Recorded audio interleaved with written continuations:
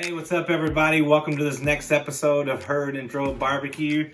Today we are going to be doing a lovely piece of top blade sirloin. A butcher labeled it tri-tip, but I don't actually think it is tri-tip. If I'm not mistaken, I believe it's a cut called Pinocha or something like that. But anyway, I've cooked this several times. It always comes out great. So I've gone ahead and removed most of the skin. I'm going to leave the fat cap on this side. And I'm just going to show you how to do a real simple piece of meat. So the first thing we're going to do is we're going to take this amazing mustard with horseradish on it. We're just going to rub it in there. All right, next we're just going to salt it. You can get pretty liberal with this because all we're actually doing is salting the outsides when you cut it. It's obviously not going to have salt in the inner part, so, and then we're going to pepper it.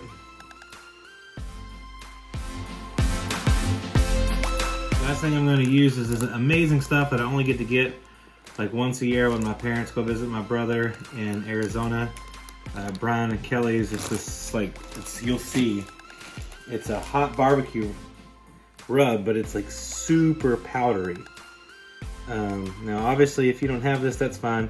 Salt and pepper is fine. So the other thing you want to do, because sometimes once you start to cook it, you need to know where the grain is because you're going to want to slice it against the grain.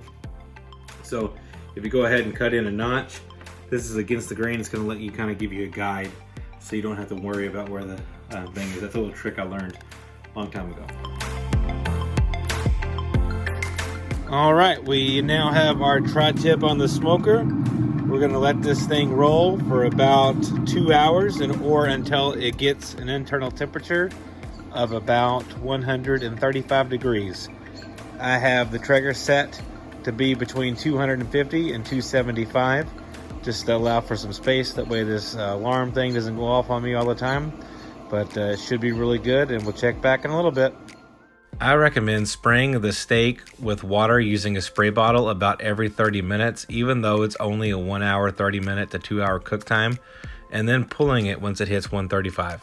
All right, so we've let it rest for about 15-20 minutes. I got some hungry hippos, so I'm gonna go ahead and cut into it. I'd say that you could always let these things go a little bit longer, but this is it. So we'll get. So there. Almost cut the camera, man. Very good.